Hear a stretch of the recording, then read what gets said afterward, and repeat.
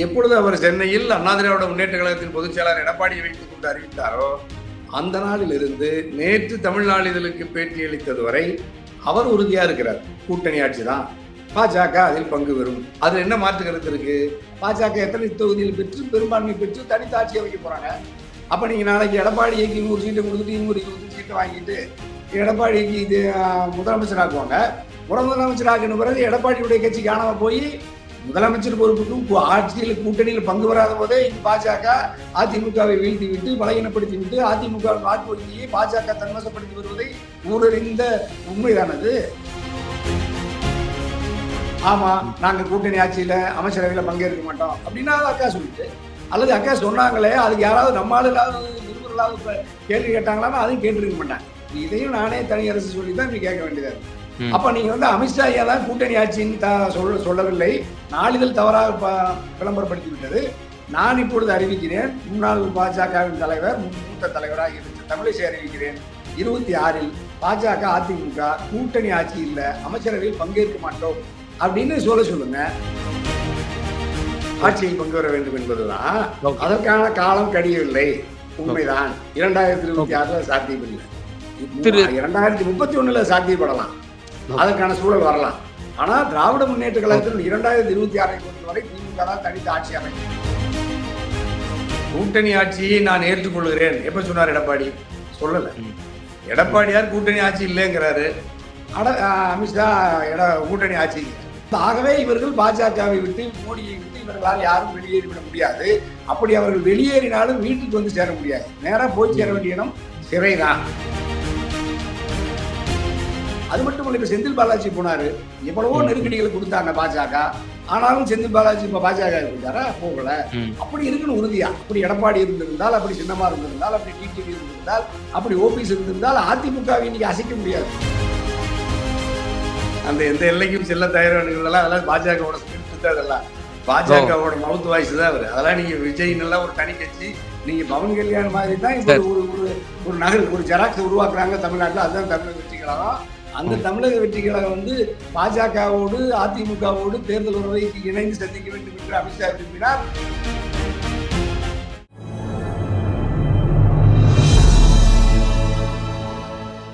Tamil news பார்வையாளர்களுக்கு அன்பு வணக்கம். இன்றைய சிறப்பு நேர்காணலில் நம்மோடு இணைந்திருக்கும் சிறப்பு விருந்தினர் கொங்கு இளைஞர் பேரவையினுடைய தலைவர் மரியாதைக்குரிய திரு தனியரசு அவர்கள். சார் வணக்கம். வணக்கம்.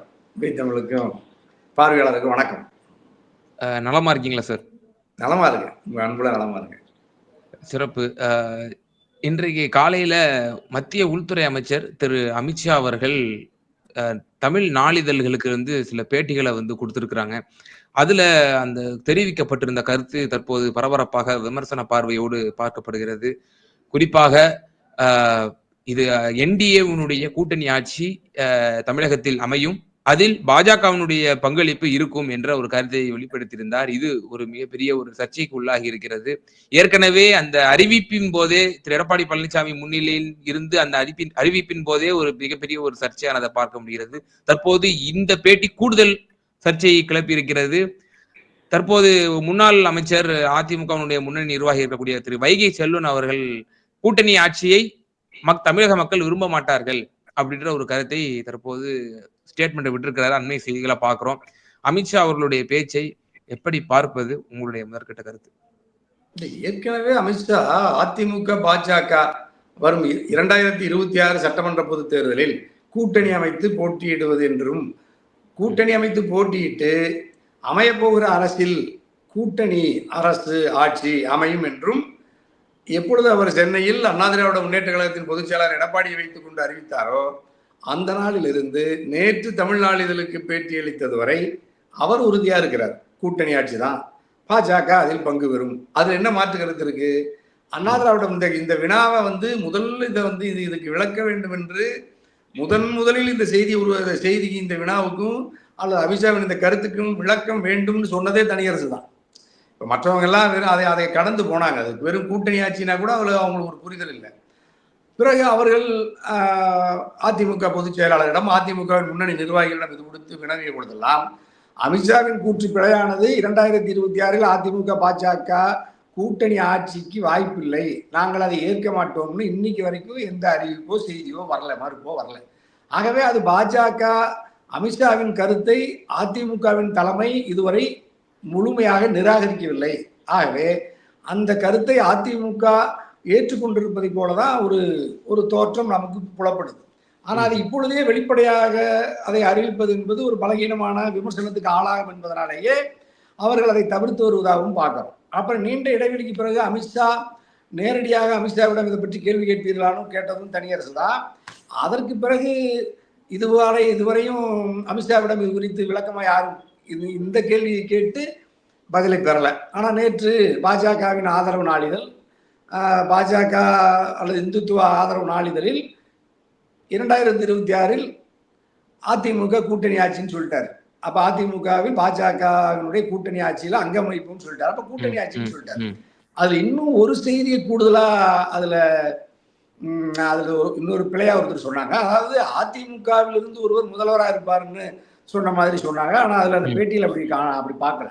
அப்ப அவங்க வந்து இன்னும் அதிமுக திரு எடப்பாடி பழனிசாமி அவர்களுடைய பெயரை உச்சரிக்கவில்லை என்ற ஒரு விமர்சனம் இருக்கிறது அந்த பேட்டியில்.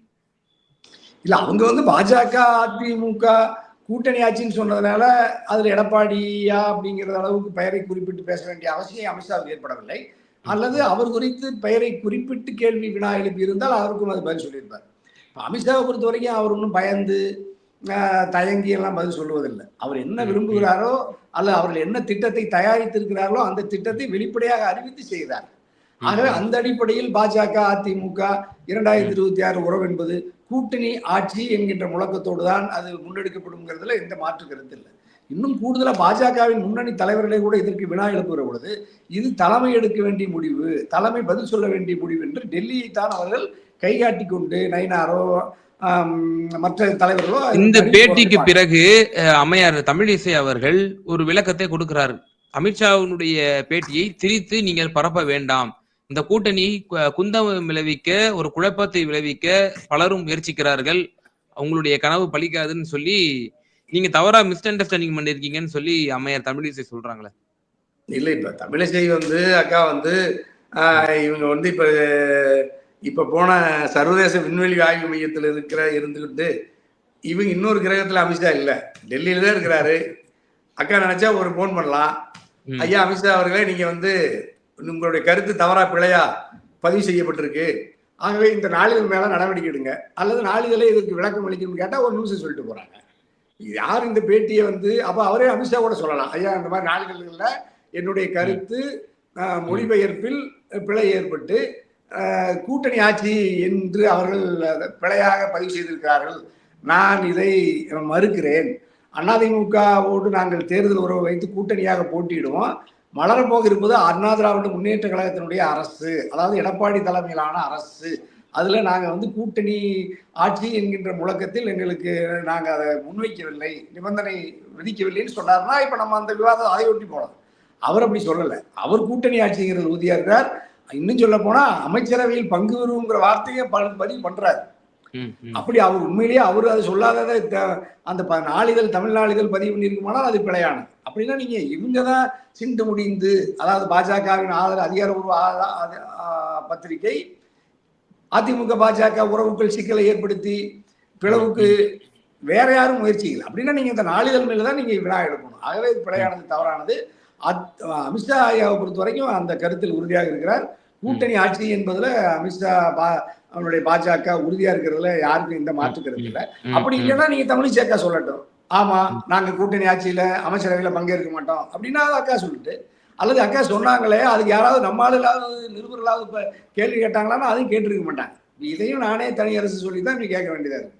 இப்ப நான் தனியரசு நம்ம சேனல் வழியா சொல்றேன், மீண்டும் தமிழரசி அக்காவை இன்னைக்கு மாலையில மறுபடியும் ஏதாவது சந்தர்ப்பம் நம்முடைய ஊடகவியலாளர்கள் பத்திரிகையாளர்கள் அன்பு சகோதரர்கள் கேட்டால் சந்தித்தால், அப்ப நீங்க வந்து அமித்ஷா ஐயா தான் கூட்டணி ஆட்சின்னு சொல்லவில்லை, நாளிதழ் தவறாக விளம்பரப்படுத்தி விட்டது, நான் இப்பொழுது அறிவிக்கிறேன், முன்னாள் பாஜகவின் தலைவர் மூத்த தலைவராகிய தமிழிசை அறிவிக்கிறேன், 26 பாஜக அதிமுக கூட்டணி ஆட்சி இல்ல, அமைச்சரவையில் பங்கேற்க மாட்டோம் அப்படின்னு சொல்லுங்க. அப்ப நம்ம அதை ஒட்டி கூட விவாதிக்கலாம். அப்படி சொல்ல மாட்டாங்க. அதுதான் இவர்களுக்கு இருக்கிற இந்த இந்த தெளிவற்ற நிலையில இந்த உறவு நீடிக்கிறதுனாலதான் அவங்க இன்னைக்கு வரைக்கும் ஒரு மேடையில அதிமுக பாஜக இணைந்து போராட்டத்தையோ அல்லது அரசியல் மேடைகளை பயன்படுத்தவோ இப்பொழுது வரை இல்லை. ஆகவே இந்த குழப்பம் எடப்பாடியிடமும் இருக்கிறது, பாஜகவினுடைய தமிழ் மாநில தலைவர்களிடத்திலும் இருக்கிறது. அமித்ஷா மட்டும்தான் உறுதியாக இருக்கிறார். அதிமுகவை கட்டாயப்படுத்தி அணிக்குள் கொண்டு வந்துவிட்டு அதை கூட்டணி ஆட்சி என்றும் அதில் யார் முதல்வர் என்றும் கூட இப்பொழுது வரை அறிவிக்காத அளவுக்கு அவர் ஒரு உறுதியோடு இருக்கிறதான் நம்ம பார்க்கிறோம். இதையெல்லாம் பொறுத்து தான் நீங்க அதிமுகவின் 2 கோடி தொண்டர்களும் அதிமுகவின் முன்னணி நிர்வாகிகளும் அதன் பொதுச் செயலாளர் ஆரூர் ஐயா எடப்பாடியாரும் இதையெல்லாம் ரொம்ப கவனத்தில் எடுத்துக்கொண்டு பாஜகவிடம் எச்சரிக்கையாக இந்த தேர்தல் உறவை பராமரிக்க வேண்டும். இதை தெளிவுபடுத்தக்கூடிய இடத்துல திரு எடப்பாடி பழனிசாமி அவர்கள் இருக்கிறார். அப்ப அப்படி இருக்கும் பட்சத்துல அவர் ஆரம்பத்துல அறிவிப்பு செய்தது முதல் இப்போது வரை அவருடைய பேச்சுல வந்து ஒரு சர்ச்சைக்குரிய அந்த ஒரு விவகாரம் வந்து தொடர்ந்து கொண்டே இருக்கு, நீடித்து கொண்டே இருக்கிறது. ஏன் திரு எடப்பாடி பழனிசாமி அவர்கள் ஒரு ஓபன் பிரஸ் மீட்லயோ இல்ல ஓபனான ஒரு அறிக்கையிலயோ இதற்கு வந்து இந்த சர்ச்சைக்கு ஒரு முற்றுப்புள்ளி வைக்க தயங்குகிறாரா, இல்ல என்ன நடக்குது சார்? இல்ல, அவர் ஏற்கலையே. கூட்டணி ஆட்சியை நான் ஏற்றுக்கொள்கிறேன் எப்ப சொன்னார் எடப்பாடி? சொல்லல. எடப்பாடியார் கூட்டணி ஆட்சி இல்லைங்கிறாரு, அமித்ஷா கூட்டணி ஆட்சிங்கிறாரு. ஆனாலும் உறவு உறவு உறவு நீடிக்குது. ஆனா உறவு நீடிக்குதுன்னா பெயரளவில் நீடிக்குது, அவர்கள் இணைந்து பயணியாற்றினால இல்லை. ஆகவே அது அப்படி ஒன்றும் அந்த உறவு அவர்களுக்குள்ள மகிழ்ந்து கருத்தொற்றுமையோடு ஒரு வெளிப்படையான நேர்மையான ஒப்பந்தமாகவோ உறவாகவோ அந்த உறவு இல்லை என்பதைத்தான் அமித்ஷாவுடைய கருத்தை ஏற்க மறுக்கிற எடப்பாடியார், எடப்பாடியாருடைய கூட்டணி ஆட்சி இல்லை என்கின்ற விருப்பத்தை ஏற்க மறுக்கிற அமித்ஷா, இதற்கு விளக்கம் தெரியாமல் தவிக்கிற தமிழ்நாட்டினுடைய பாஜகவின் முன்னணி தலைவர்கள். ஆகவே இந்த குழப்பம் நீடிக்கிற வரை இவர்களுக்குள் உறவு பெயரளவில் இருக்குமே அல்லாமல் மனப்பூர்வமாக களத்தில் இவர்கள் இணைந்து பணியாற்ற மாட்டார்கள். இப்போ ஒருவேளை எடப்பாடி பழனிசாமி அவர்கள் திரு அமித்ஷா அவர்களுடைய இந்த கூற்றை ஏற்றுக்கொண்டு கூட்டணி ஆட்சி என்ற ஒரு நிலைப்பாட்டோடு இந்த தேர்தலை சந்திக்கும் பட்சத்தில் ஆளும் திராவிட முன்னேற்ற கழகத்தினுடைய கூட்டணிக்கு ஒரு நெருக்கடி தரும் ஒரு விதமாக அது அமைந்து விடாதா அப்படிங்கிற ஒரு கேள்வி இருக்குல்ல. ஏன்னா திமுக கூட்டணியிலும் விடுதலை சிறுத்தைகள் கட்சி தலைவர் திருமாவளவன் அவர்கள் வந்து ஆட்சியிலும் பங்கு அதிகாரத்திலும் பங்கு என்ற ஒரு கொள்கையோடையே அவர் வந்து பயணித்துக் கொண்டிருக்கிறார். அதே போல பலரும் காங்கிரஸ் கட்சி கூட அப்போது அந்த சமயத்திலே வந்து சலசலப்பு கூட ஏற்பட்டது. அப்போ இவர் அதிமுக அந்த வாசலை திறந்து விட்டது என்று சொன்னால் திமுகவுடைய கூட்டணி கூட ஒரு அதிமுகவை ஒரு சாக்காக வைத்து பாருங்கள், ஒரு சமூக நீதி கொள்கை சார்ந்த அல்லாத ஒரு அதிமுக கூட்டணியில் இப்படி வந்து ஒரு குறைந்தபட்ச அரணாக கூட்டணி ஆட்சி என்று அவர்கள் அறிவிக்கும் பொழுது திராவிட முன்னேற்ற கழகம் பேசுகிறது, சமூக நீதி பேசுகிறது, சுயமரியாதை பேசுகிறது, கொள்கையை பேசுகிறது, பெரியார் தத்துவத்தை பேசுகிறது, இந்த கட்சி கொடுக்கவில்லையே என்கிற ஒரு நெருக்கடி திமுகவுக்கு ஏற்படுத்த ஒரு வாய்ப்பாகவும் அமைவதற்கு வாய்ப்பு இருக்கிறது அல்லவா? இல்ல இல்ல, அது நீங்க வந்து இப்ப கூட்டணி ஆட்சி கொடுத்தாதான் சமூக நீதி மற்ற கூட்டாட்சி தத்துவத்துல இருக்கிற அக்கறை இவையெல்லாம் பிரதிபலிக்கணும்னு அவசியம் இல்லை. நீங்க கூட்டணி ஆட்சின்னு பாஜக சொல்லுவது என்பது தமிழ்நாட்டில் அரசியல் வந்து ஒரு ஸ்திரமற்ற நிலையில பயணிக்க வேண்டும் என்பதுதான் பாஜகவுடைய விருப்பம். அப்படித்தான் பாஜகவில் 3-4 துண்டுகளா அஜித் பவார்னும் சிவசேனை ஏக்நாத் ஜிண்டே, சிவசேனா உத்தவ் தாக்கரே, அது தேசியவாத காங்கிரஸ்ல சரத்பவார், பாஜக அப்படின்னு சொல்லி அங்கே ஒரு அப்புறம் பட்டியல் சமூக இயக்கங்கள், அம்பேத்கரிய இயக்கங்கள், குடியரசு கட்சி இயக்கங்கள்னு அங்கே ஒரு 10-15 துண்டுகளாக பிரித்து 7 பேர் 8 பேர் சேர்ந்து ஒரு அரசை நடத்துவார்கள்.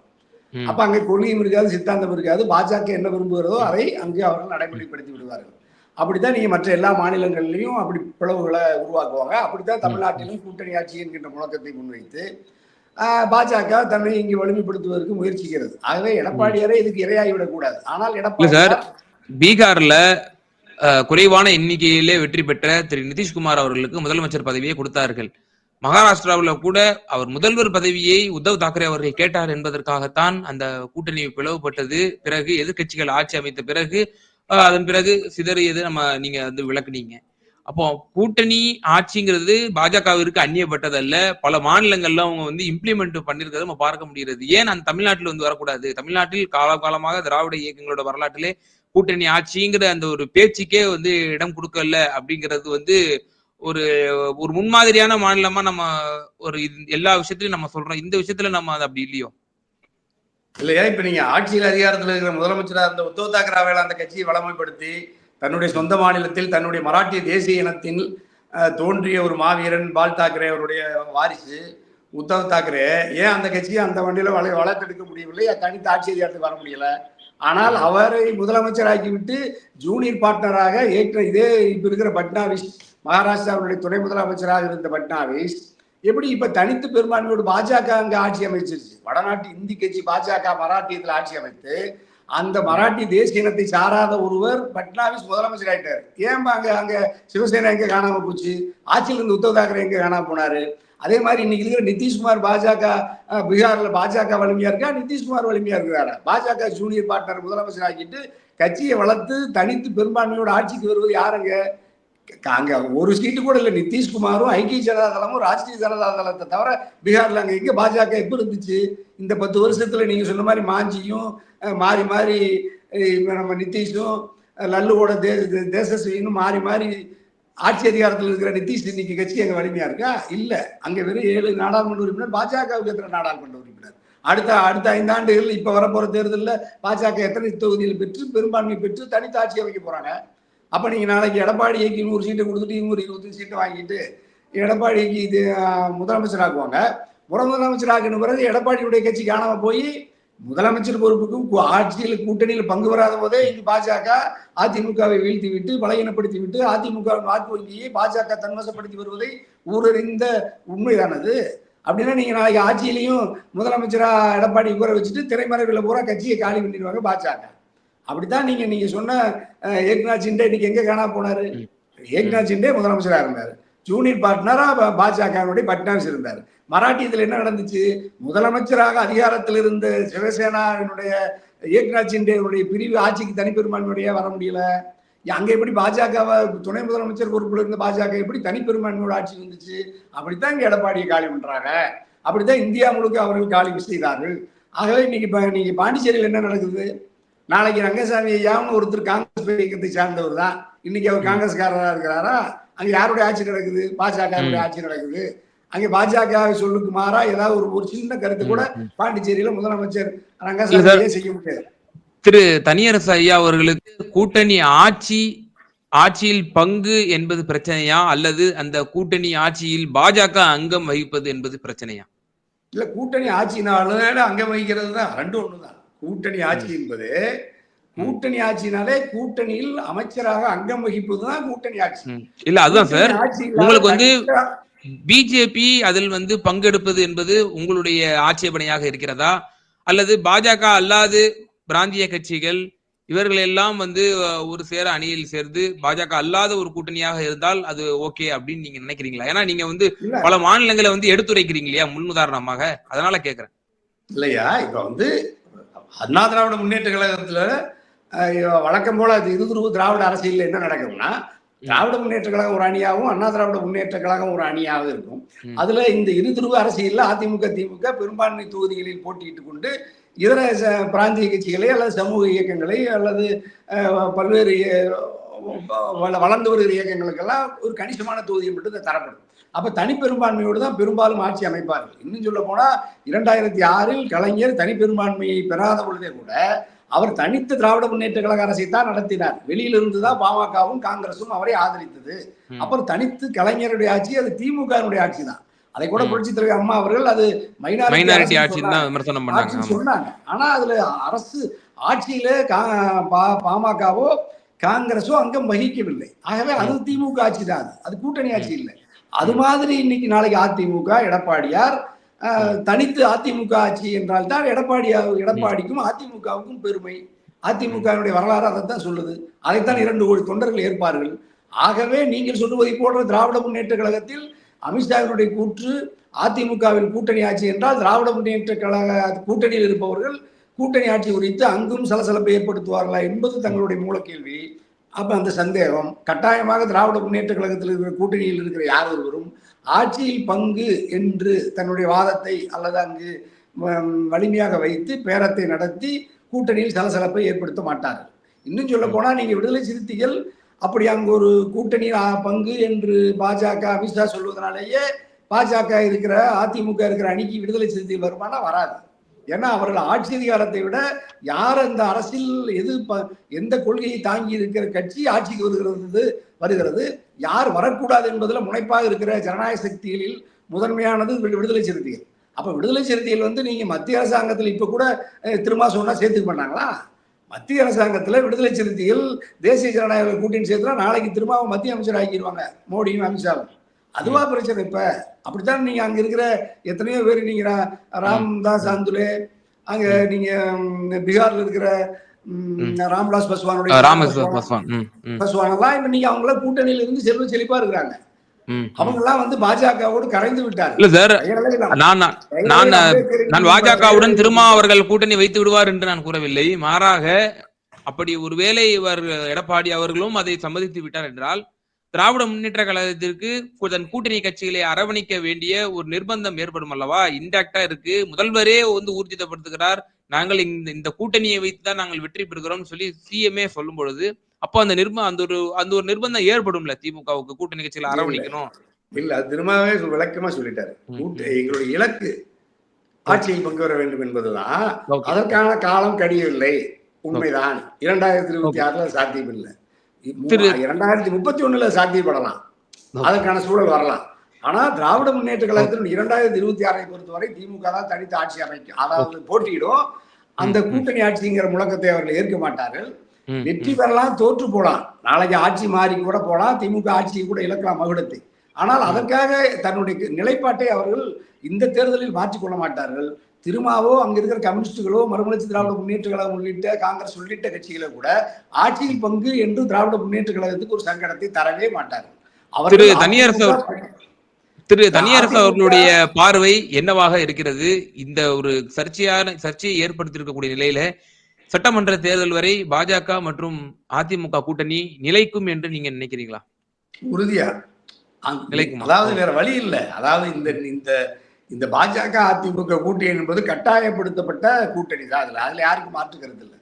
அந்த அணியில் இருக்கிற அனைவருமே பாஜகவினுடைய மிரட்டலுக்கு, பாஜகவினுடைய பகைத்து கொண்டு தனித்து இயங்க முடியாது, தன்னுடைய நிறுவனங்களையோ கல்லூரிகளையோ பல்கலைக்கழகங்களையோ தொழிற்சாலைகளையோ அரசியல் கட்சியை கூட நாம் இயக்க முடியாது என்று அவர்கள் ஒரு பாதுகாப்பு கருதித்தான் பாஜகவிடம் தேர்தல் உறவை வைத்துக் கொண்டு ஆட்சியில் அதிகாரத்தில் சில சலுகைகளை பெற்றுக்கொண்டு ஏற்கனவே இருக்கிற குற்ற வழக்குகளிலிருந்து தன்னை பாதுகாத்துக் கொள்வதற்கு பாஜகவில் அணியில் இருக்கிற அத்தனை கட்சிகளுமே அத்தனை தலைவர்களுமே மோடி வாழ்க அமித்ஷா வாழ்கன்னு சொல்றாங்க.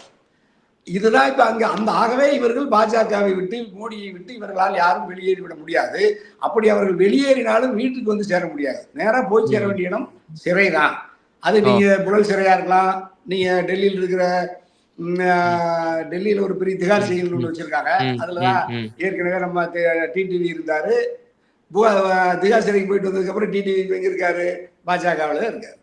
அப்புறம் இன்னைக்கு நீங்க இப்ப அரவிந்த் கெஜ்ரிவால் உட்பட அங்க இருக்கிற பட்டியலில் இருக்கிற எல்லா அந்த டெல்லியில் இருக்கிற ஆம் ஆத்மி முதலமைச்சர் துணை முதலமைச்சர் எல்லாம் போயிட்டு வந்ததுக்கு பிற்பாடு இப்ப யாராவது அரசியல் களத்தில் இருக்கிறாங்களா? இல்ல. இங்க ஆட்சி இருக்கா? இல்ல. ஏன்னா அதையெல்லாம் காலி பண்றதுதான் பாஜகவோட வேலை.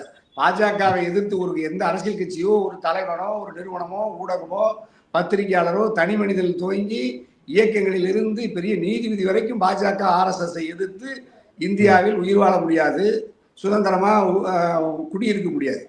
ஆகவே எல்லாரும் அதை உணர்ந்து கொண்டு பாஜகவின் போய் அணியில போய் எல்லாரும் பத்திரமா இணைந்து பாதுகாப்பா இருக்கிறாங்க. ஆகவே நீங்க சொல்ற மாதிரி அந்த கூட்டணியில் ஏதாவது பிளவு வருமா? இப்பொழுது வராது. ஏன்னா பாஜகவை எதிர்க்கிற ஆற்றலை இந்த தலைவர்கள் எல்லாம் இழந்து விட்டார்கள். சிறை என்றாலும் பொய் வழக்கு என்றாலும் இப்ப ஆராசா இருக்காங்க, கனிமொழி அம்மா இருந்தாங்க, திகார் சிறைக்கு போனாங்க. அதுக்காக அவங்க பாஜகவுக்கு போயிட்டாங்களா? அந்த கட்சி பாஜகவிடம் சரணடைந்ததா? இல்லை. அது மட்டும் இல்ல, இப்ப செந்தில் பாலாஜி போனாரு, எவ்வளவோ நெருக்கடிகளை கொடுத்தாங்க பாஜக. ஆனாலும் செந்தில் பாலாஜி இப்ப பாஜக போயிட்டாரா? போகல. அப்படி இருக்குன்னு உறுதியா. அப்படி எடப்பாடி இருந்திருந்தால், அப்படி சின்னமா இருந்திருந்தால், அப்படி டிடிவி இருந்திருந்தால், அப்படி ஓபிஎஸ் இருந்திருந்தால் அதிமுகவை இன்னைக்கு அசைக்க முடியாது. அதிமுக தனக்கு நாளைக்கு ஆட்சி வந்திருக்கும். நீங்க சொல்ற மாதிரி திருமாவோ நாளைக்கு தமிழக வெற்றி கழகம் கூட அதிமுகவோட அணி சேர்வதற்கான வாய்ப்பு இருந்துச்சு. இப்ப நீங்க தமிழக வெற்றி கழகம்னு ஒரு கட்சியை துவங்கி இருக்காரு நடிகர் விஜய். அந்த விஜய் இன்னைக்கு வரைக்கும் ஏதாவது கருத்து சொல்றாரா? கட்சி துவங்கிற ஒன்றரை வருஷம்.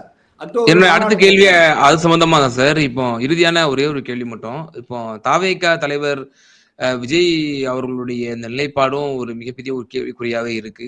தாவேகா உங்களுடன் உங்க பிஜேபி அதிமுக கூட்டணியில் வருமா என்று மத்திய உள்துறை அமைச்சரிடம் கேட்கப்பட்ட பொழுது அது தேர்தல் சமயத்தில் முடிவு செய்யப்படும் என்று கூறியிருக்கிறார் அமித்ஷா அவர்கள். நீங்க எப்படி பாக்குறீங்க? விஜய் அவர்களுக்கு வந்து ஒரு ஆப்ஷன் இருக்கா? ஏடிஎம்கே பிஜேபி கூட்டணியில் அவர் நுழைவதற்கான வாய்ப்புகள் இருக்கா? ஏன்னா அவர் ஏற்கனவே ஒரு பேட்டியிலையும் குறிப்பிட்டிருந்தார் திரு விஜய் அவர்கள், நான் திமுகவை தோற்கடிக்க எந்த எல்லைக்கும் நான் செல்வேன் அப்படின்ற ஒரு விஷயம் சொல்லியிருந்தாரு. அப்ப எந்த எல்லைக்கும் செல்வேன் என்றால் காம்ப்ரமைஸை செய்ய தயாராக இருக்கிறாரா விஜய்? நிறைவான கருத்து. அது வந்து நீங்க சொன்ன அந்த எந்த எல்லைக்கும் செல்ல தயாரானுங்கிறதெல்லாம் அதெல்லாம் பாஜகவோட ஸ்கிரிப்ட் தான். அதெல்லாம் பாஜகவோட மவுத் வாய்ஸ் தான் அவரு. அதெல்லாம் நீங்க விஜய்னு ஒரு தனி கட்சி. இன்னைக்கு எப்படி பவன் கல்யாண் ஆந்திராவில் பாஜகவுடைய கைப்பாவையாக இருந்து RSS காரராக இருந்து, ஆனா ஜனகல்யாண் என்ற பெயரால இன்னைக்கு மோடியின் செல்ல பிள்ளையா இருந்து கொண்டு இன்னைக்கு தமிழ்நாட்டுல வந்து முருக பக்தர்களுக்கெல்லாம் உணர்வை ஊட்டி மத நல்லிணக்கத்துக்கு எதிராக ஒரு துணை முதலமைச்சரே பேசிட்டு போறாரு. அப்படியெல்லாம் நீங்க வந்து அர்ஜுன் சம்பத்தோட 100 மடங்கு மோசமான அந்த பையன் தான் பவன் கல்யாண். அப்ப பவன் கல்யாணுக்கும் இந்த தம்பிக்கு என்ன வித்தியாசம் இல்லை. நீங்க பவன் கல்யாண் மாதிரி தான் இப்ப ஒரு ஒரு நகல் ஒரு ஜெராக்ஸ் உருவாக்குறாங்க தமிழ்நாட்டில். அதுதான் தமிழக வெற்றி கழகம். அந்த தமிழக வெற்றி கழகம் வந்து பாஜகவோடு அதிமுகவோடு தேர்தல் உறவை இணைந்து சந்திக்க வேண்டும் என்று அமித்ஷா விரும்பினார். மோடி நீங்க சொன்ன மாதிரி தமிழக வெற்றி கழகம். ஆனா அந்த பவன் கல்யாண் அம்பேத்கரையோ அல்லது தந்தை பெரியாரையோ வந்து முன்னிலைப்படுத்தலையே. ஆனால் திரு விஜய் அவர்கள் தந்தை பெரியாரை முன்னிலைப்படுத்துகிறார். அம்பேத்கர் புரட்சியாளர் அம்பேத்கரை முன்னிலைப்படுத்துகிறார். அவர் வந்து சொல்றாரு சார். அப்போ அவர் கொள்கை ரீதியில அவர் உறுதியாக இருக்கும் பொழுது எப்படி பிஜேபியோடு அவர் வந்து பி டீம் அவர் தான் வந்து பிஜேபியால் இறக்குமதி செய்யப்பட்டவர் அப்படி நீங்க சொல்ல முடியும்? நீங்க சொன்ன பவன் கல்யாணம் முதல்ல அம்பேத்கர் ஐயா போட்டு இன்னும் சொல்ல போனா பிடல் காஸ்ட்ரோ சேக்குவாரா மாசேதுக்கு போட்டாளு.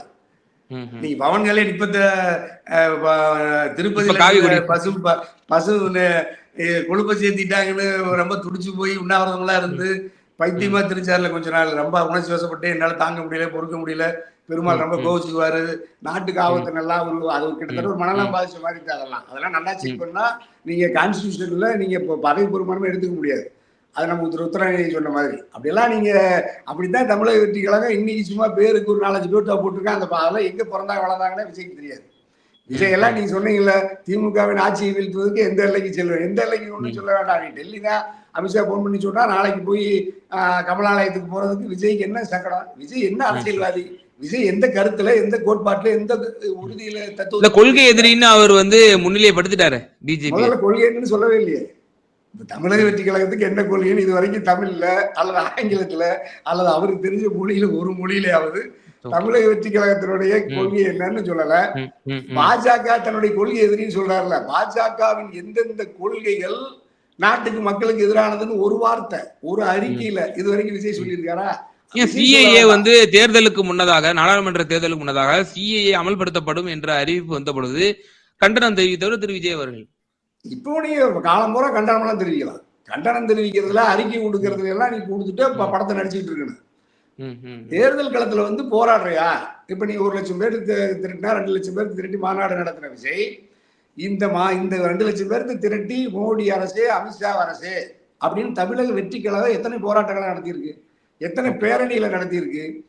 அல்லது நீங்க வந்து குடியுரிமை திருத்த சட்டத்தை அல்லது வகுப்பு திருத்த சட்டத்தை, காஷ்மீரினுடைய சிறப்பு சட்டத்தை, மாநில உரிமை பறிப்பு, இப்ப நீங்க கூட நேற்று முருகன் மாநாட்டுல மிகப்பெரிய பெரியாரை தந்தை பெரியாரை பேரறிஞர் அண்ணாவையெல்லாம் இவங்க கொள்கை ஆசானா நீங்க சொன்ன மாதிரி அந்த வரிசைய படத்துல அஞ்சலி அம்மாள் இவங்க எல்லாம் வச்சிருக்காருல்ல நம்முடைய விஜய். இப்ப இவங்களெல்லாம் அவமானப்படுத்திய இவர்களெல்லாம் அதர்மத்தை, அதாவது இவர்களெல்லாம் அதர்மர்கள் அசுரர்கள்னு காட்டுது.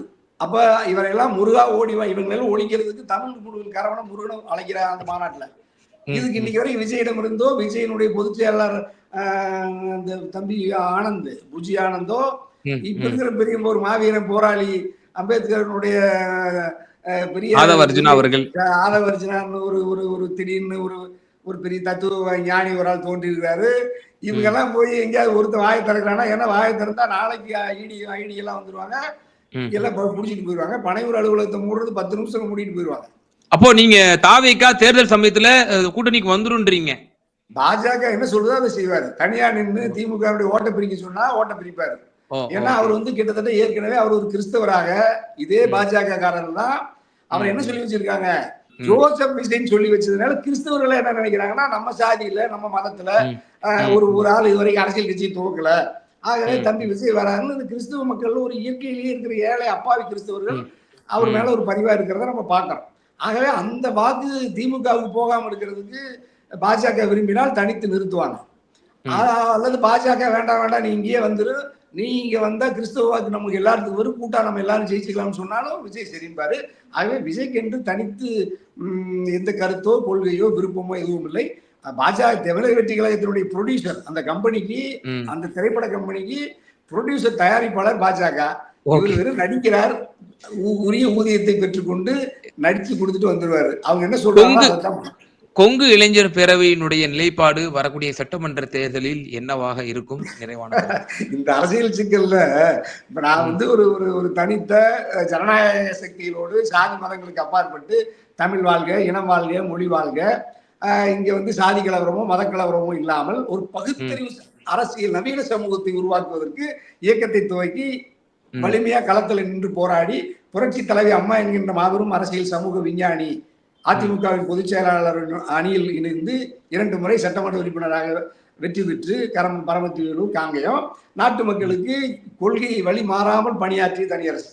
இப்ப நான் இந்த 26 தேர்தலில் கட்டாயமா ஏதாவது ஒரு அணியில நான் பங்கேற்பேன், உறுதியா பங்கேற்பேன்.